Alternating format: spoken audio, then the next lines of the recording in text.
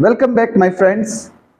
आज हम लोग वृत्तीय गति से संबंधित कुछ प्रश्नों को डिस्कस करने वाले हैं। उसमें से एक प्रश्न आपके सामने प्रस्तुत है।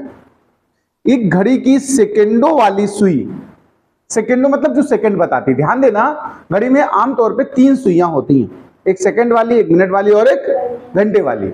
इंग्लिश में सेकंड वाली सुई को पता क्या बोलते हैं? Second hand. क्या बोलते हैं? सुई को इंग्लिश में हैंड कहते हैं। तो सेकंड वाली सुई क्या हो गई? Second hand. वो मतलब पैदा होते ही सेकंड हैंड हो गई, सोचो।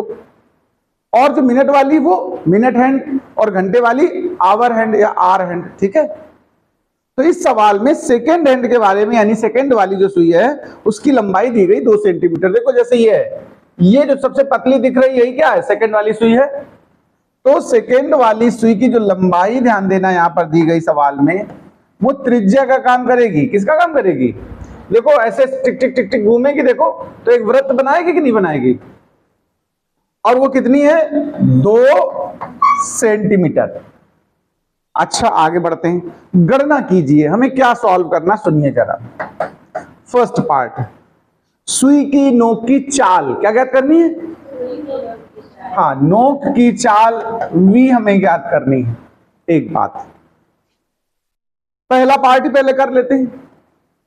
देखो आप एक बात बताओ, सेकंड वाली सुई को घूमने में समय कितना लगता है? एक चक्कर लगाने में समय, एक चक्कर पूरा करने में लगा समय कोई बता सकता है? 60 सेकेंड। वेरी गुड, क्योंकि सेकंड वाली सुई है, एक पूरा राउंड 60 सेकंड में पूरा करेगी। और मिनट वाली कितने में करती है? अच्छा, और घंटे वाली 12 घंटे में। ठीक है, मिनट वाली 60 मिनट और घंटे वाली 12 घंटे। खैर यहां तो भी सेकंड वाली की बात हो रही। तो देखो हमें इसका समय पता चल गया, इसको हम आवर्तकाल कहते हैं। क्या कहते हैं इसको? और हमें लेकिन v चाहिए। देखो एक सूत्र होता है v बराबर आर ओमेगा। सुना कि नहीं सुना? त्रिज्या तो पता है लेकिन ओमेगा नहीं पता। लेकिन ओमेगा का एक सूत्र 2π/t होता है। देखो ये पढ़ाया कि नहीं पढ़ाया मैंने? ओमेगा यानी कोणीय वेग का सूत्र 2π/t भी होता है। तो यहां चूंकि t हमने जान लिया था सेकंड वाली सुई से, तो हम इसका इस्तेमाल कर दें। r का मान हमारा इसमें कितना था? 2 सेंटीमीटर। और पाई को चाहो तो 3.14 या 22/7 रख दो। और ये 60 है, ध्यान देना प्लीज। अब मुझे सॉल्व करना है। ठीक है, तो 2 से पहले इसको कट कर दो, कितना आ जाएगा नीचे? 30। इसको कट कर दो, कितना आया? 15। तो यहां आया 3.1415। 15 से भाग दोगे 3 में तो जाना नहीं, दशमलव लगा लो, 31 हो जाएगा कि नहीं बताओ ये? और 31 में कितनी बार जाता है? 2 बार। एक बचा 14 हुआ, 14 में नहीं जाएगा, लेकिन लगभग अगर हम कहेंगे दशमलव के नीचे लगा चुके 0 बढ़ाओ तो 9 बार लगभग जाएगा, लेकिन उसको हम फाइनली 1 कह देंगे। लगभग 1 बार कह सकते हो कि नहीं? क्योंकि दशमलव के बाद है तो थोड़ा बहुत ऊपर नीचे अपने आप से लिया जा सकता है। तो इसकी जो चाल आ गई वो कितनी आ गई? ध्यान देना, 0.21 सेंटीमीटर पर सेकेंड। बताइए फर्स्ट पार्ट समझ गए आप लोग कि नहीं? सेकेंड पार्ट की बात करते हैं, जरा सुनिए ध्यान से। सेकेंड पार्ट, 0 सेकेंड पर तथा 15 सेकेंड पर सुई की नोक का वेग, इधर आइए वापस फिर से।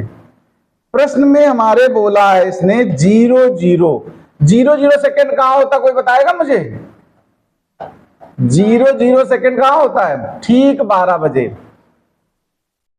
और दूसरा क्या बोला? देखो 15 सेकेंड। 15 सेकेंड कहां होते जाके बताओगे? 3 के सामने 15 सेकेंड होता कि नहीं होता? बताओ। तो 0 सेकेंड और 15 सेकेंड, हमारा सवाल इन दो पे चर्चा करने के लिए कह रहा है, इन दो बिंदुओं पर। तो यहां पर अगर हम चाल कहें या वेग कहें तो इसकी दिशा इस तरफ होगी कि नहीं होगी? बताओ। सुई यूं टिक टिक टिक कर रही ना, और वृत्त पे हम जब वेग की दिशा बताते हैं तो स्पर्श रेखा होती है। तो 0 सेकेंड में सुई इस सामने है, तो इस समय स्पर्श रेखा बनेगी तो इधर जाएगी। यानी हमारी जो चाल की दिशा अगर हम कहें तो हॉरिजॉन्टल है, देखो वो भी दाईं ओर इशारा करता हुआ। और यहां पर अगर आपसे हम पूछे कि यहां पर ये सुई किस तरफ जा रही बताओ, तो देखो सुई यहां पहुंची तो नोक के की स्थिति नीचे की तरफ होगी कि नहीं होगी? और स्पर्श रेखा बनाओगे तो ऐसे डाउनवर्ड आएगा कि नहीं आएगा? बताओ। इसको हमने V2 मान कह दिया। क्या कह दिया? समझ रहे हो बात को? यानी एक V1 चाहिए, एक V2 चाहिए। वेग पूछा इस बार, चाल नहीं पूछी। चाल बराबर रहती है हमेशा, यानी जो चाल अभी निकाली थी 0.21, वो यहां भी 0.21 है, यहां भी है, यहां भी है, यहां भी, सब जगह 0.21 चाल है। लेकिन वेग शब्द आ जाए तो दिशा लेनी पड़ती है। दिशा तो लगातार बदल रही, देखो इधर दाईं ओर है तो इधर नीचे की तरफ है, तो दिशा बदल गई। इसलिए सेकेंड पार्ट में उसने वेग पूछा है, तो हम कहेंगे 0 सेकेंड पर वेग। मान वही रहना है, कितना? 0.21 पर सेकेंड। दिशा किस तरफ कहोगे बताओ? हॉरिजॉन्टल राइट साइड, यानी कि क्षैतिज और दाईं ओर। बोलो, दाईं ओर क्षैतिज में, ठीक है। अब सुनिए, 15 सेकेंड पर देखो, कितने पे पूछा सवाल ने? 15 सेकेंड पर वेग। हम इसको V1 नाम दिए थे, तुम V1 लिख दो, और इसको V2 नाम दिए थे, V2 लिख दो। मान उतना ही है, मान में कोई अंतर अभी भी नहीं आया, लेकिन दिशा इस बार किस तरफ है? नीचे की ओर। दिशा कैसी है?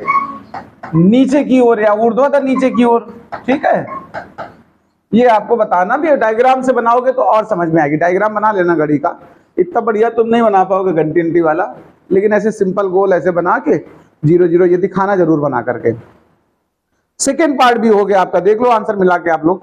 एक क्षैतिज दिशा में दाईं ओर देखो, और दूसरा ऊर्ध्वाधर नीचे की ओर। लिखा कि नहीं लिखा बताओ? अब थर्ड पार्ट देखो, 0.30 सेंटीमीटर, नहीं उसमें चले गए अगले सवाल पे। अच्छा, तो 0 सेकेंड पर और 15 सेकेंड पर वेग हो गया। अब सुनो, 0 तथा 15 सेकेंड के दौरान वेग परिवर्तन क्या निकालना मुझे? वेग परिवर्तन। अच्छा क्वेश्चन है, देखो ध्यान देना। थर्ड पार्ट में हम बात करते हैं वेग परिवर्तन की। किसकी बात करने वाले हम लोग? वेग परिवर्तन।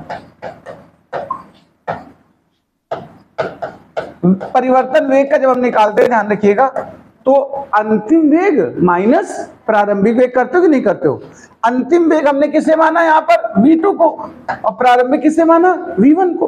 भाई दो ही स्थिति हमें पूछी सवाल में, 0 और फिर 15 सेकेंड, तो 0 को V1 कह दिया, और 15 सेकेंड में चाल जो थी उसको V2 कह दिया।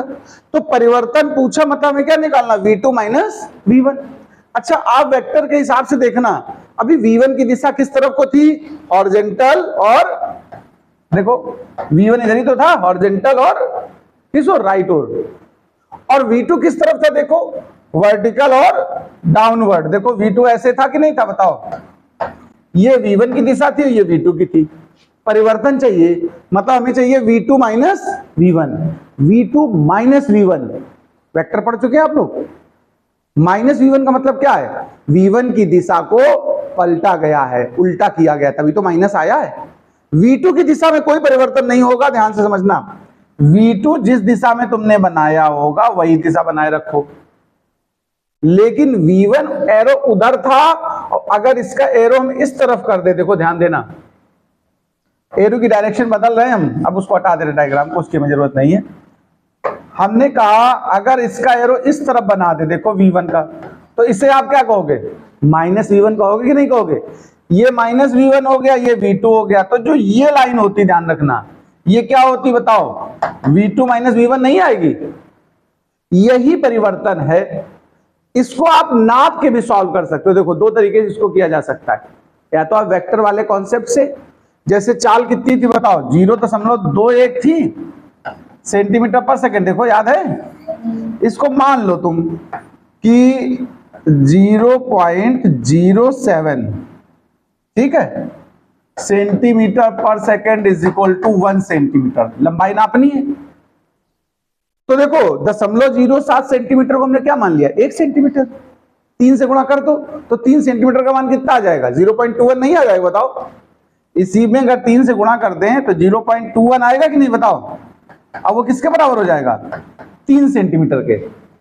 इसको दो तरह से हम सिखा रहे हैं, एक तो आप डायग्राम बना के भी कर सकते हो। तो देखो ये भी 3 सेंटीमीटर लंबी खींचो, ये भी 3 सेंटीमीटर लंबी खींचो, और फिर पटरी रख के इसको नाप लो। इसका जो मान आएगा, ध्यान रखना, जो मान आएगा उसमें काहे से गुणा करोगे? इससे 0.21 07 से, तो वापस आपको मिल जाएगा आंसर जितना परिवर्तन है। एक तरीका तो ये है डायग्राम बना के। दूसरा तरीका तुम पाइथागोरस से, किससे भाई, ये परपेंडिकुलर हो गया ना, देखो राइट एंगल ट्रायंगल है और ये हाइपोटेन्यूज चाहिए तुम्हें, कर्ण चाहिए कि नहीं, तो लंब वर्ग धन आधार वर्ग, हम इससे भी निकाल सकते हैं। देखो अंडर रूट में देखो v1 square plus v2 square, तो v1 का मान कितना 0.21, v2 का मान कितना 0.21। तरीका हम दोनों बता इसलिए रहे कि जो तुम्हें ध्यान रह जाए उस समय, या जो आसान हो। कभी कभी पूछ लेता वेक्टर बना के ही निकालो, तब क्या करोगे। तो देखो इसमें से देखो 0.21 कॉमन भी है, स्क्वायर भी है, तो बाहर निकल सकता कि नहीं बताओ। अंदर यहाँ 1 + 1 कितना आ गया √2। आप चाहें तो ऐसे छोड़ दें या थोड़ा सा मल्टीप्लाई और कर दो, 1.414 होता है इसका कि नहीं बताओ। क्या कैलकुलेशन आती है, गुणा कर सकते हो। चलो 21 का 4 बार करोगे तो कितना आएगा 84, और 21 का 1 बार 8 एलसी होता कैरी ओवर, तो कितना हो गया 29, 2 फिर 84 और 2 क्या मतलब तो 86, अब कितना 8 हो गया, तो 21 से कम 21 और 8 कितना हुआ बताओ। अच्छा तुम लोग 29, और ध्यान देना कितने अंक पे दशमलव आएगा, 3 अंक की है 2 अंक की है, टोटल 5 अंक पे दशमलव ठोकना है तुम्हें कि नहीं ठोकना बताओ।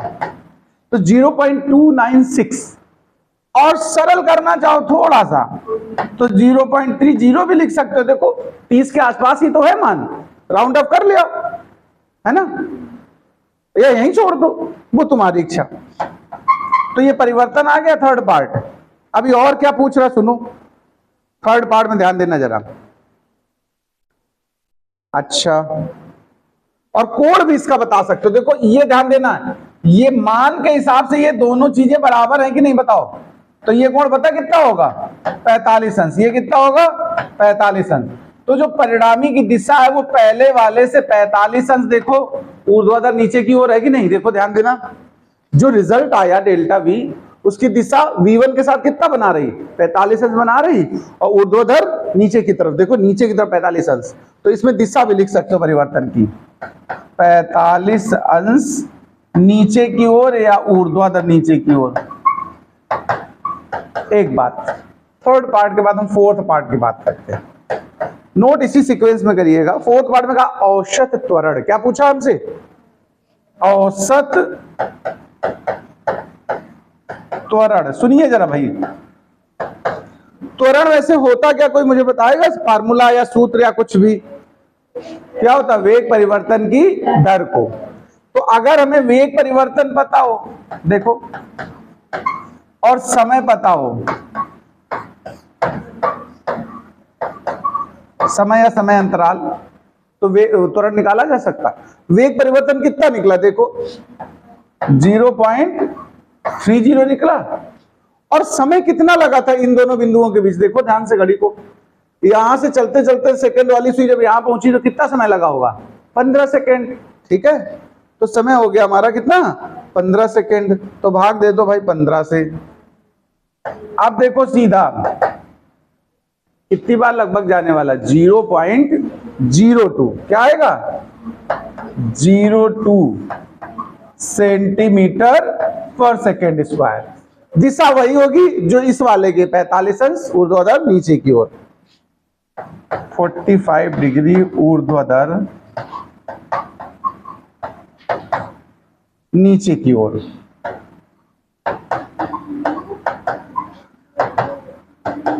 तो मुझे लगता है ये प्रश्न आप लोग को समझ में आ गया होगा, नोट कर लीजिए फिर इसको।